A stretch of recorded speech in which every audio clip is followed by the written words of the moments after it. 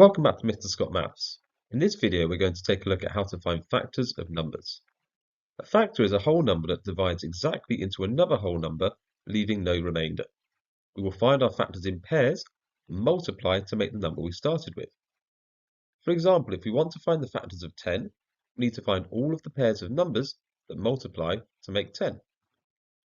We can start with 1 times 10, and in fact 1 will be a factor of every whole number. We see that 1 works. Now we'll check to see if 2 works. Since 10 is an even number, 2 does work, and our factor pair is 2 times 5. We can then check 3, but that doesn't work for 10, and neither does 4. Since we already have 5 as one of our factors, we know that we have found all of our factors. So the factors of 10 are 1, 2, 5, and 10. Now let's find the factors of 12. Again, 1 will be a factor, and 1 will go with 12. Since 12 is an even number, 2 is also a factor, and our factor pair is 2 times 6. We'll then check 3, and 3 also works. 3 times 4 equals 12.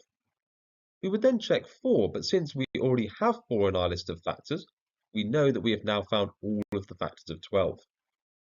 So our factors of 12 are 1, 2, 3, 4, 6, and 12.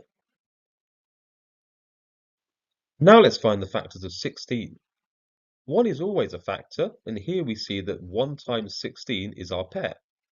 16 is an even number, so 2 is also a factor, and it's paired with 8, since 2 times 8 equals 16.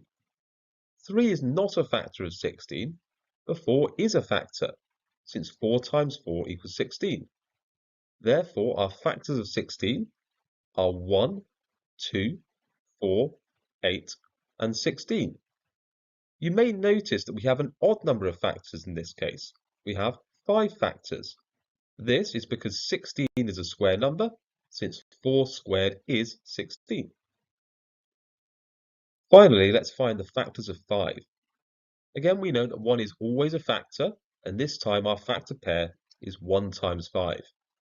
And in fact, these are the only 2 factors of 5.